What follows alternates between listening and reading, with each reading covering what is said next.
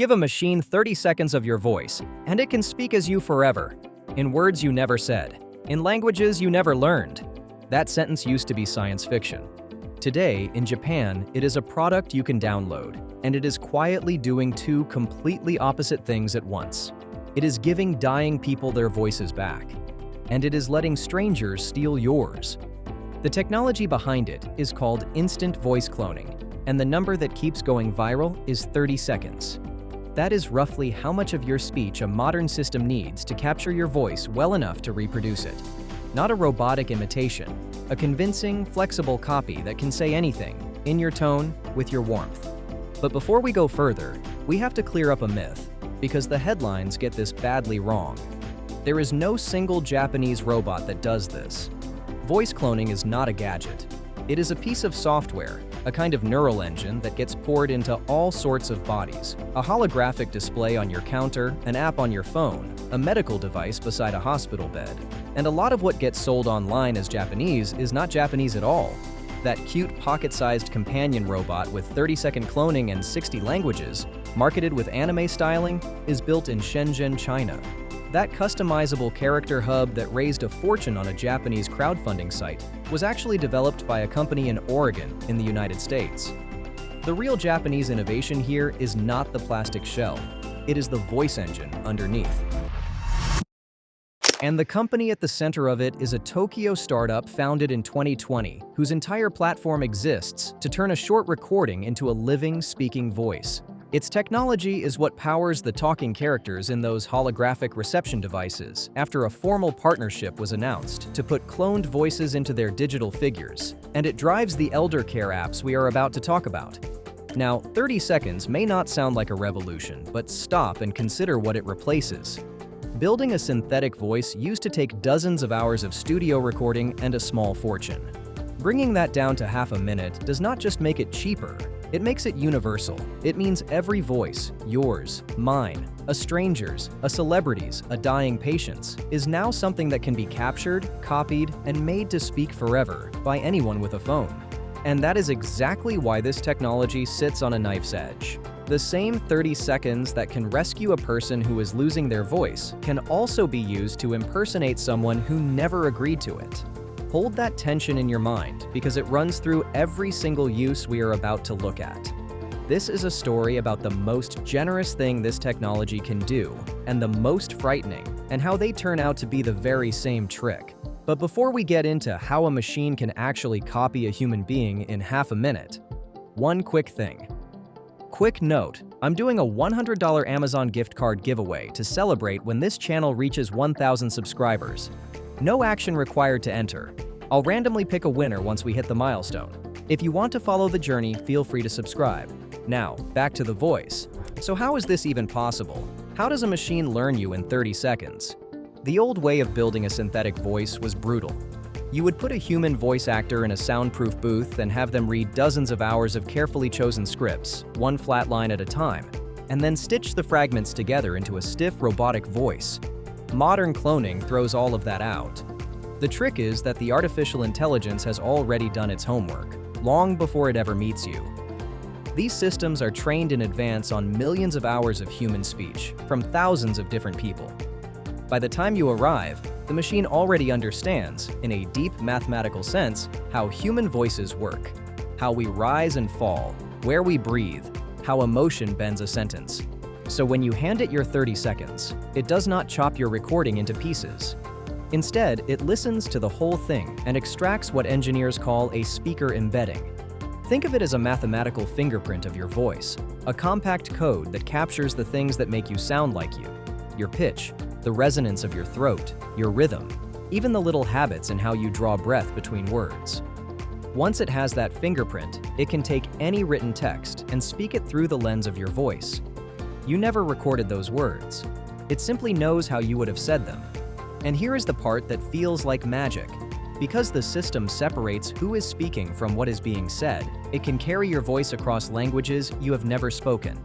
You could record your 30 seconds entirely in English, and the machine can speak fluent, native-sounding Japanese in your voice, without the clumsy foreign accent that gave older systems away. Now, before this starts to sound too perfect, a reality check.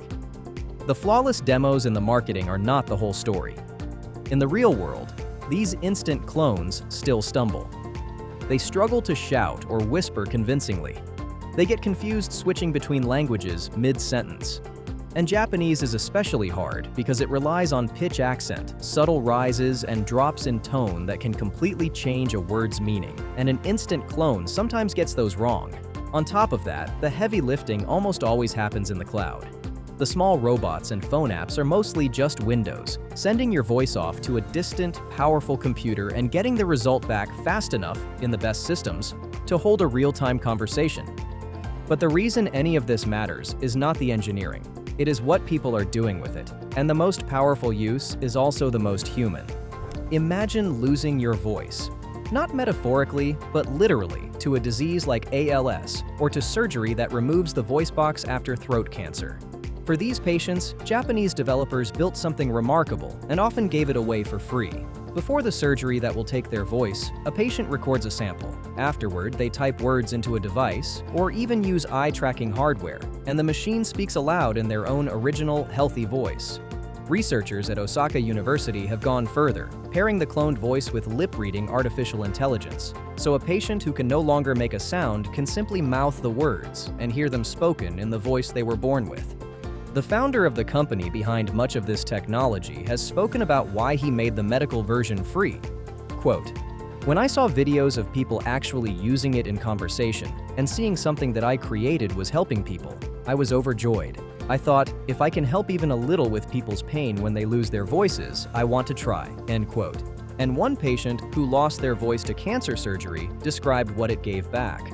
Quote, "I'm a chatty person by nature, but with this, all I need is my phone to have conversations. I can enjoy casual conversations and have fun like before. There is hardly any difference. I'm grateful that technology like this exists for people like us who are struck by unexpected illnesses." End quote. The same idea is now being aimed at loneliness. In Japan, where millions of elderly people live far from their children, one app clones the voice of an adult son or daughter and uses it to make gentle daily check-in phone calls to an aging parent. Because the voice on the line is familiar and loved, the parent relaxes and talks openly about how they slept, what they ate, how they are feeling, and the app quietly turns that into a wellness report for the family. A stranger's robot call gets ignored. A daughter's voice gets answered. But the very same power has a darker side, and it is where this story turns uncomfortable. If a machine only needs 30 seconds, then anyone's voice can be taken. A clip from a video, a snippet from a podcast, a voice message. That is all it takes to build a working copy of a person who never agreed to any of it. This has become an existential crisis for one group in particular, Japan's professional voice actors. Japanese law does not clearly protect the abstract sound of your voice. Unlike a new law in the American state of Tennessee, which made a person's voice legally protected property against artificial intelligence, Japan is still leaning on a vague, decade-old court ruling that was never designed for this. That legal gap left performers exposed, and they fought back. In 2024, a coalition of famous voice actors launched a public campaign against unauthorized generative artificial intelligence, demanding real protection.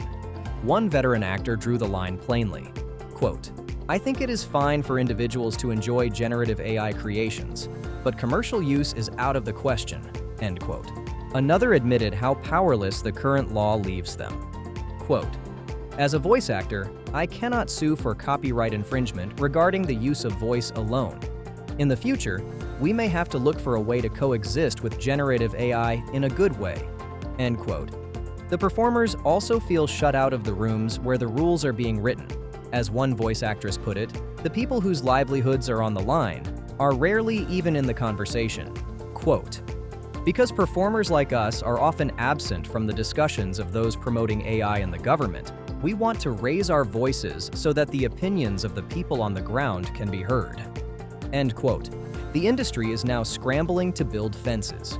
The Japan Actors Union teamed up with a major trading company to launch an official, secure voice database that stores actors' voices with digital watermarks so that legitimate, consented licensing can happen while deepfakes can be detected and blocked. and one of Japan's oldest voice acting agencies struck a careful deal to make official artificial intelligence clones of 10 veteran performers, including the legendary actress who voices Son Goku in Dragon Ball. But they drew a hard boundary. Those clones are allowed only for things like medical devices, robots, and smart speakers, and are strictly banned from anime and film to protect the human performances that made those voices famous in the first place. Then, there is the most delicate frontier of all: grief. Because a voice can now be rebuilt from a few old clips, some developers are using it to recreate the dead. By training an artificial intelligence on a departed loved one's messages and recordings, they build a talking avatar, a version of a mother, a partner, a child that the grieving can still speak to. For some, that offers real comfort, a chance to say a goodbye they never got. But experts who work with the dying urge deep caution. Quote, "Grief tech reminds us of the importance of prioritizing conversations and relationships with loved ones before they die." End quote. Their worry is that clinging to a synthetic echo can trap a person in their grief, holding them to an illusion instead of letting them heal. And there is a stranger danger: a language model can drift. Over time, the avatar of your loved one might start saying things they never believed, forming opinions they never held, quietly rewriting a person who can no longer object. So step back and look at what this 30-second miracle really is. It is a single technology wearing two completely different faces. In one hand, it is a gift of extraordinary compassion, handing a cancer patient back the voice that surgery took, letting a silenced person speak again in the tones their family loves. In the other, it is a skeleton key to a person's identity, able to make you say anything, sell anything, confess anything, without your knowledge or consent. A voice used to be one of the last things that was unmistakably, unstealably yours. It was proof that you were really you. In 30 seconds, that certainty is gone. And the question we now have to answer, as a society still writing the rules in real time, is not whether we can copy a human voice. We clearly can. It is who should be allowed to, and what we lose